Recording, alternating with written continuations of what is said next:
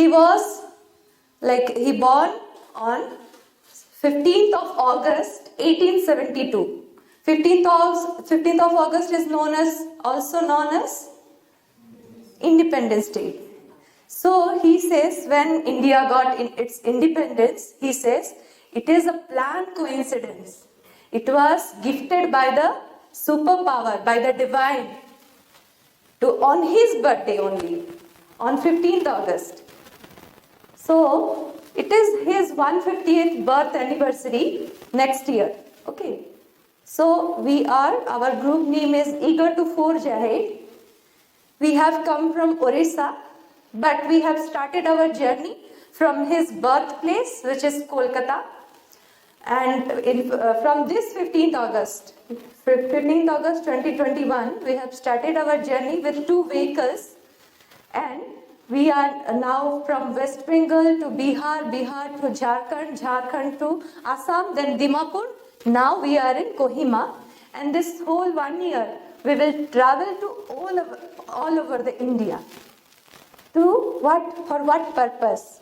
It is our tribute to Sri Aurobindo. And in this time, we will try to reach to the students, to the youths, to motivate them that we are in a crisis. We feel that we are in a crisis. So how can we lead our life? What is the purpose of our life?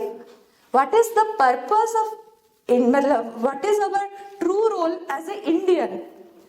And Mother says that India will be the spiritual guru of the world. It's not for its countrymen. It will be the guru of the world. What do you understand by the term guru or a teacher? A teacher is who? How can we describe the term teacher? Teacher who teaches, when we are in a problem, when we are in crisis, he or she shows the way, answers our questions, isn't it? We describe him as a teacher who help us, the things we don't know, he or she, the teachers knows, and they help us to grow. Like that, India will be a teacher for a world. Can you imagine the role of India? It will be a guru. Whenever in the world there is some problem, there is some crisis, they will ask India what is the solution. That is the role of India. But as an Indian, we don't know this. We don't know our responsibility as an Indian so that we can be a guru of the world. So what can we do? That path, that things was taught by Sri Aurobindo. So I will just brief about I will give a just brief introduction about his life, so that why we will listen to him, why we will listen to his teaching, you will get to know about it. So Sri Aurobindo was born on 15th of August and year 1872. Okay, 1872, 15th of August. His father was a doctor. And that time, did India was free, or was it it was ruled by whom? Britishers. So his father don't wanted his children to he don't want them to study in India. He wanted them to be study in foreign land so that they can appear in IAS exam. That time it was not IAS. You know IAS exam? It is UPSC. You have to go through UPSC entrance exam.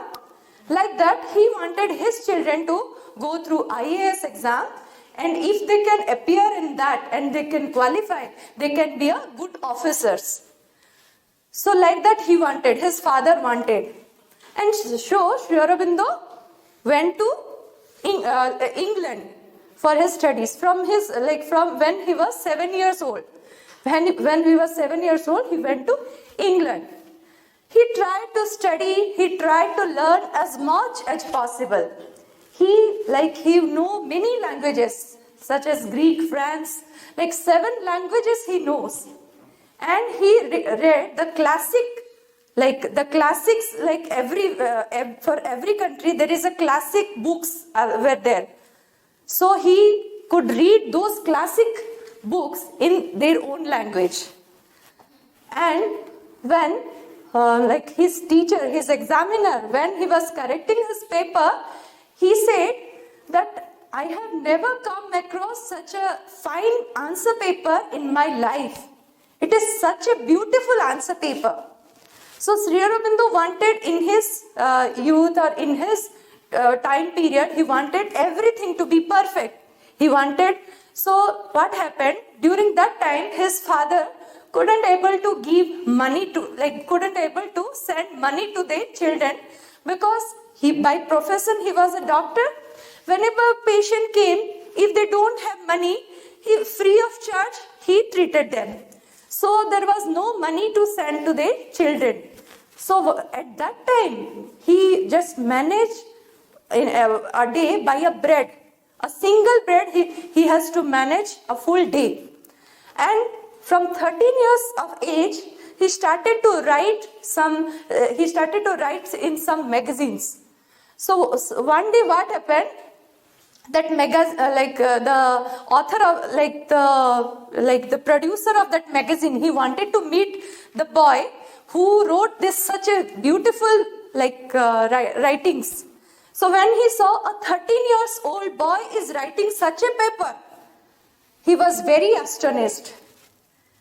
And like that, Sri Aurobindo appeared. He was a topper in his class.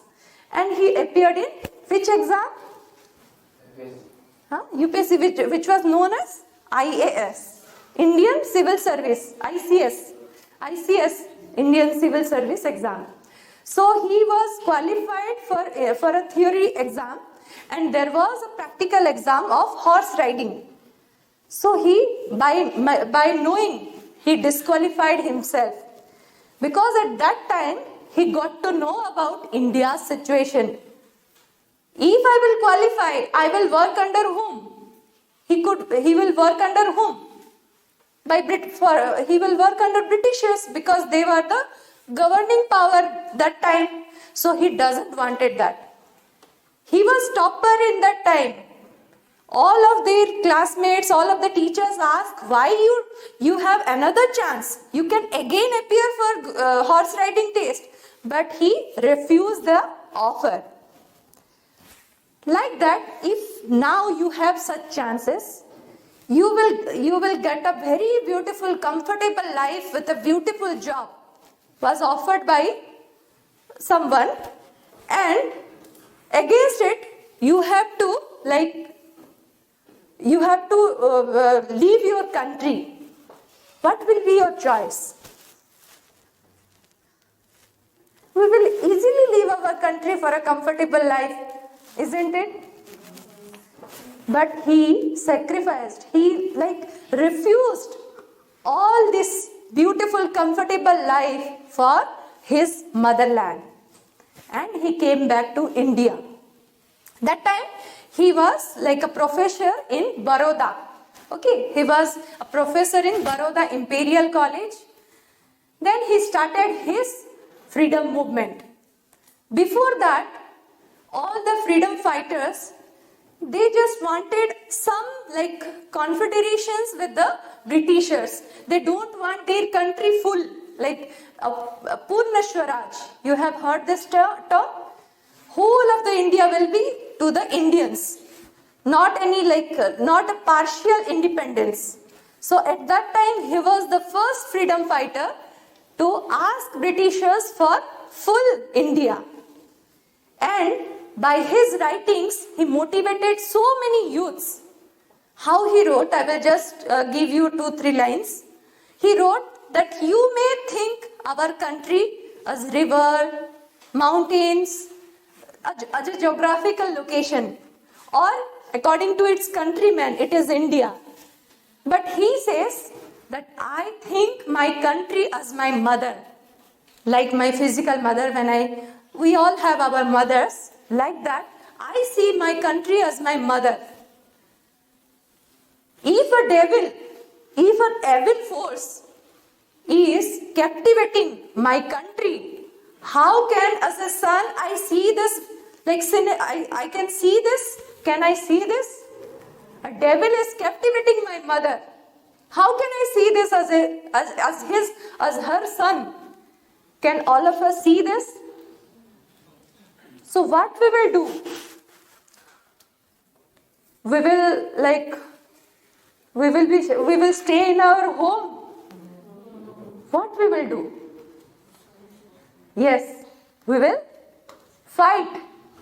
Like that, he motivated so many youths to come forward for the independence. And when Britishers saw his movement, in his parliament, they discussed that Sri Aurobindo is the most dangerous man. So we have to kept under control. So in a false charge, they kept jailed him in Alipur in a false charge. So for that time, Sri Aurobindo was for a moment he was heartbroken, because he was thinking about this. How can we free ourselves? So for a small moment he was heartbroken. But within that 1 year, he got an inner inspiration. It was 1909. Okay. He got an inner inspiration, inner call that India will be free. It is as certain as tomorrow's sunrise. We are certain about tomorrow there will be sunrise. We are certain or not? Yes, like that. In 1909, he was certain that India will be free. Then he got to know about his aim of life. I have not just come to free India. I have some other role. So he got to know about his role. In our life also, all of us have one aim. You understand what is aim? Yes. So what is your aim? Then we will know what is his aim. Okay? What is your aim? What you wanted in your life? Like mother said, according to your aim, your life will also change.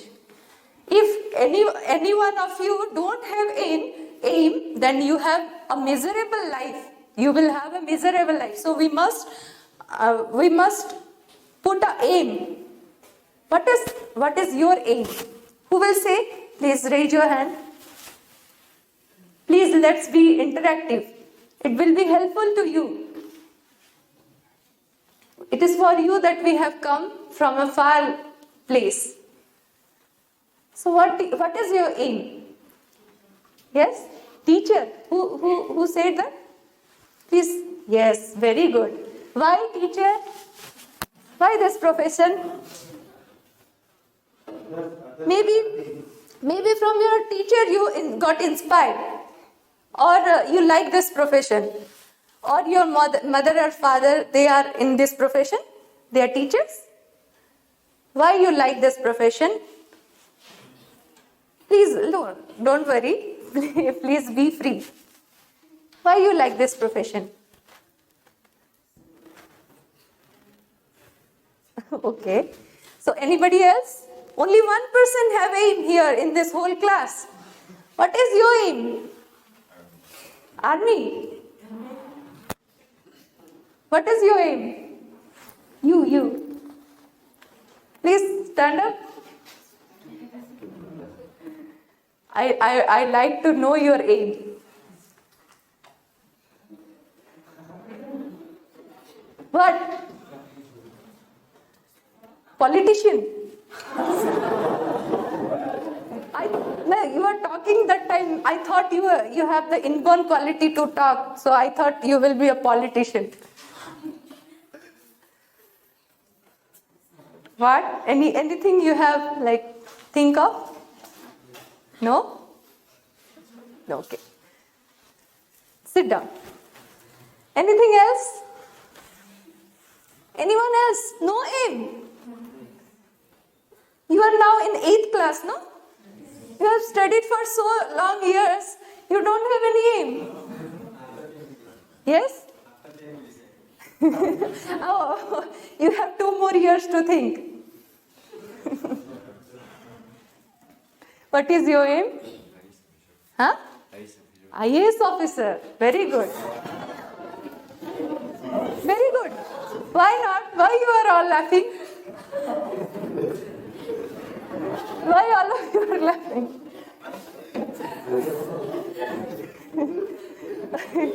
Okay. Okay. Because they have believe on Okay. So what is your aim? Huh? Farming. Huh? Army. So, okay, why can't be a farmer? But army is great. Anything else? Anything new? I really like that all of you are not saying doctors, engineers, because these are the common things we always hear. You are saying something new. Anything else? Anything unique? Huh? Please stand up and tell, otherwise I am not able to hear. Yeah. You are telling something? Or who is talking? Actually, all of you have masks. I'm in confusion. Who is talking? Okay. So we will get to know what is his aim. So he realized there that India will be free. In which year? Again, you started your politician job.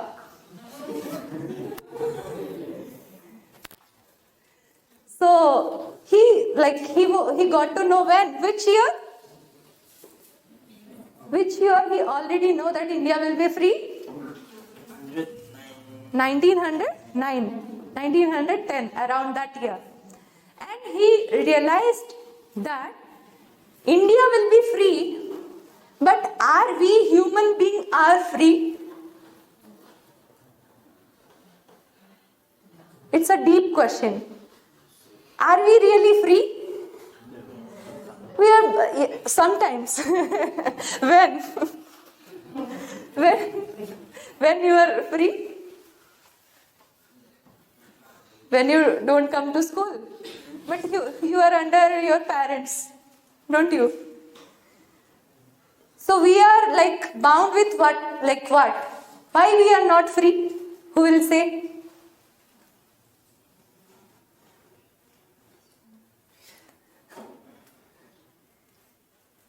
If I will try to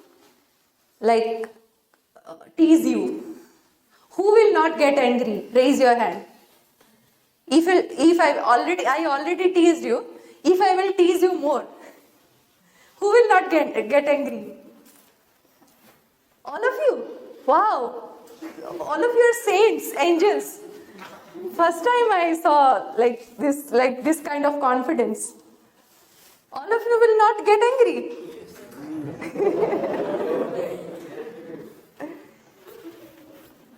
So he discovered that the human beings are really not free. The total earth is not free. All of the human beings are not free. If only India will be free and wanted to show its greatness, all of the human being must be free. Free from anger, free from our desire, free from this unhappiness, free from this disease. Can we imagine a life free from disease now?